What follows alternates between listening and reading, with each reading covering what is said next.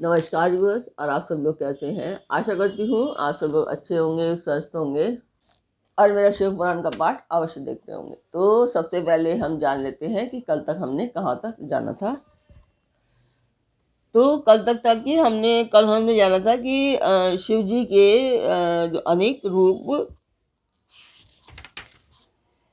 शिव जी के सदोजात, वामदेव, तत्पुरुष, अघोर, ईशान नामक 5 अवतारों का वर्णन किया था नंदीश्वर ने। सूत जी शौनक जी को बता रहे थे, वहां पर नंदीश्वर थे, तो नंदीश्वर ने उनका वर्णन किया था। तो कल तक वहां तक, इसके सबको डिटेल जानने के लिए आपको मेरा पिछला पाठ अवश्य देखना चाहिए। तो आप जानना चाहेंगे कि इसको मैं पाठ क्यों कर रही हूँ। तो ये एक शुभ कार्य है, मंदिर के लिए है, और इसमें मैं आप सब लोगों का सहयोग चाहती हूँ कि आप सब लोग सहयोग करें, सब्सक्राइब करें, लाइक करें और शेयर करें, ताकि मेरा ये उद्देश्य पूर्ण हो पाए जल्दी से जल्दी। तो जिस मंदिर का मैं वर्णन कर रही हूँ उस मंदिर की मैं वीडियो डालती हूँ, आप लोग देखें और मुझे बताएं कि आपको मेरा पाठ कैसा लगता है।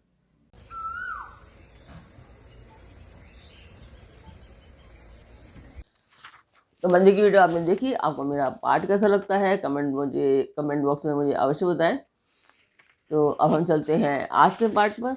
स्वागत करती हूँ मैं आप सभी का अपने इस कार्यक्रम शतरुद्र संहिता के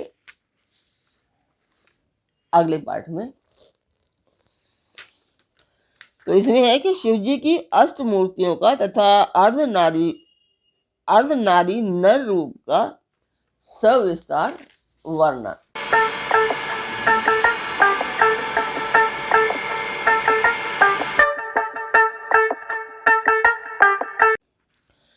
तो यह नंदीश्वर कहते हैं कि ऐश्वर्यशाली मुनि, अब तुम महेश्वर के उन श्रेष्ठ अवतारों का वर्णन श्रवण करो जो लोक में सबके संपूर्ण कार्यों को पूर्ण करने वाले अतः सुखदाता हैं।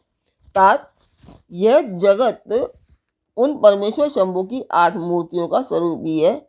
जैसे सूद में मणियां पिरोई जाती हैं, उसी तरह यह विश्व उन अष्ट मूर्तियों में व्याप्त होकर स्थित है।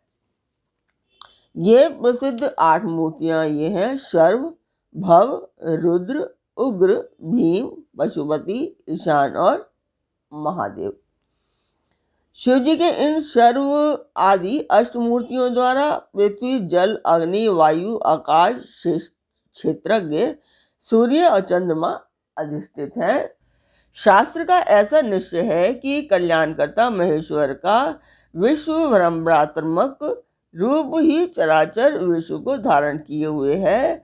परमात्मा शिव का सलिलात्मक रूप जो समस्त जगत को जीवन प्रदान करने वाला है, भव नाम से कहा जाता है, जो जगत के बाहर भीतर वर्तमान है और स्वयं ही विश्व का भरण पोषण करता तथा स्पंदित होता है।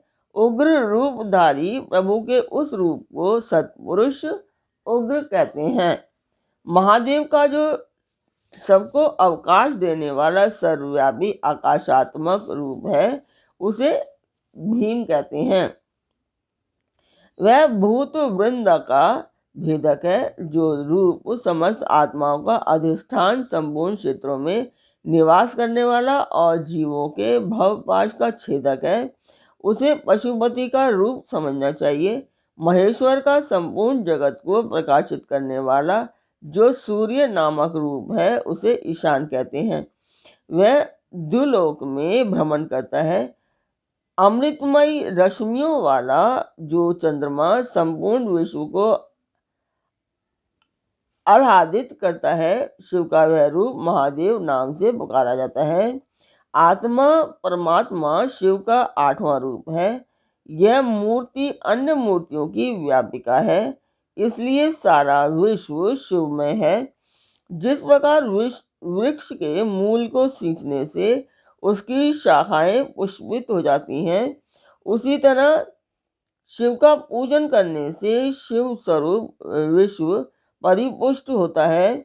जैसे इस लोक में पुत्र पौत्र आदि को प्रसन्न देखकर पिता हर्षित होता है, उसी तरह विष्णु को भली भांति हर्षित देखकर शंकर को आनंद मिलता है।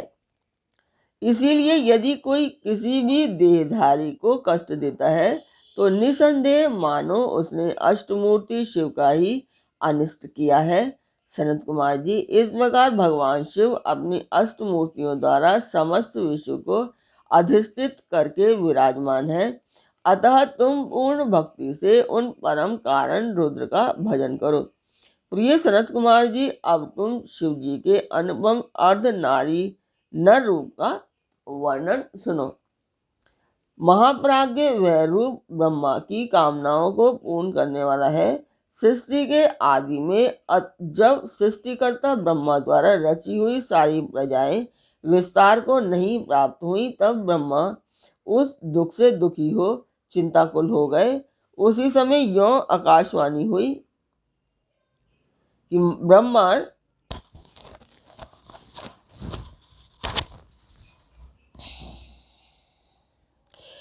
अब मैथुनी सृष्टि का रचना करो। उस व्योमवाणी को सुनकर ब्रह्मा ने मैथुनी सृष्टि उत्पन्न करने का विचार किया, परंतु इससे पहले नारियों का कुल ईशान से प्रकट ही नहीं हुआ। इसलिए पद योनि ब्रह्मा मैथुनी सृष्टि रचने में समर्थ न हो सके।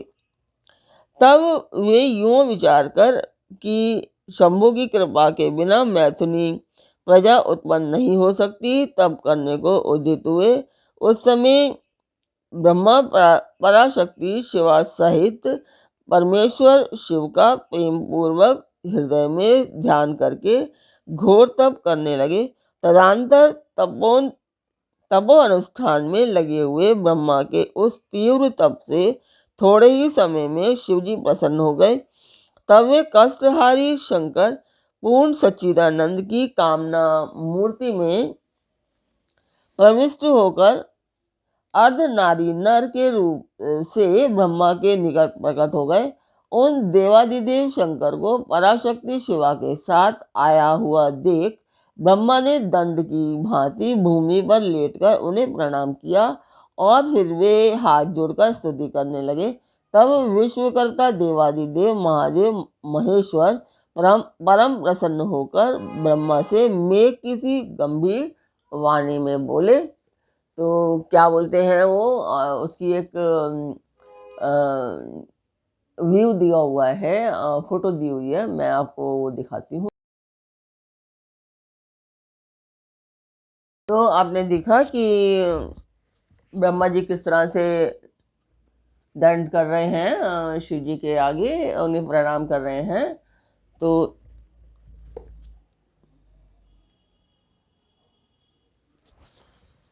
और शिव जी कहते हैं कि ईश्वर ने कहा कि महाभाग वत्स, मेरे प्यारे पुत्र पितामह, मुझे तुम्हारा सारा मनोरथ पूर्णतया ज्ञात हो गया है। तुमने जो इस समय प्रजाओं की बुद्धि के लिए घोर तप किया है, तुम्हारे इस तप से मैं प्रसन्न हो गया हूँ और तुम्हें तुम्हारा अभीष्ट प्रदान करूँगा। यह स्वभाव से ही मधुर तथा परम उदार वचन कहकर शिवजी ने अपने शरीर के अर्धभाग से शिवा देवी को पृथक कर दिया। तब शिव ने पृथक होकर प्रकट हुई उन परमा शक्ति को देखकर ब्रह्मा विनम्र भाव से प्रणाम करके उनसे प्रार्थना करने लगे। तो ब्रह्मा जी ने कहा कि शिव, सृष्टि के प्रारंभ में तुम्हारे पति देवादिदेव परमात्मा शंभु ने मेरी सृष्टि की थी और मेरे द्वारा सारी प्रजाओं की रचना की थी।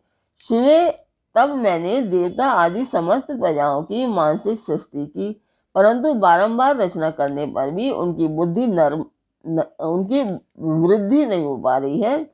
अतः अब मैं स्त्री पुरुष के समागम से उत्पन्न होने वाली सृष्टि का निर्माण करके अपनी सारी प्रजाओं की वृद्धि करना चाहता हूँ, किंतु अभी तक तुमसे अक्षय नारी कुल का प्रकाट्य नहीं हुआ है।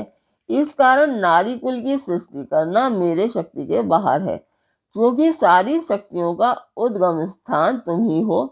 इसलिए मैं तुम अखिलेश्वरी परमा शक्ति से प्रार्थना करता हूँ कि शिवे, मैं तुम्हें नमस्कार करता हूँ, तुम मुझे नारी कुल की सृष्टि करने के लिए शक्ति प्रदान करो, क्योंकि शिवप्रिय इसी को तुम चराचर जगत की उत्पत्ति का कारण समझो। वंदेश्वरी, मैं तुमसे एक और वर की याचना करता हूँ। जगन जगन मातः, कृपा करके उसे भी मुझे दीजिए। मैं तुम्हारे चरणों में नमस्कार करता हूँ। वह वर यह है, सर्वव्यापिनी जगत जननी, तुम चराचर जगत की वृद्धि के लिए अपने एक सर्व समर्थ रूप से मेरे पुत्र दक्ष की पुत्री हो जाओ। ब्रह्मा द्वारा यूं याचना किए जाने पर परमेश्वरी देवी शिवा ने तथास्तु ऐसा ही होगा कहकर वह शक्ति ब्रह्मा को प्रदान कर दी।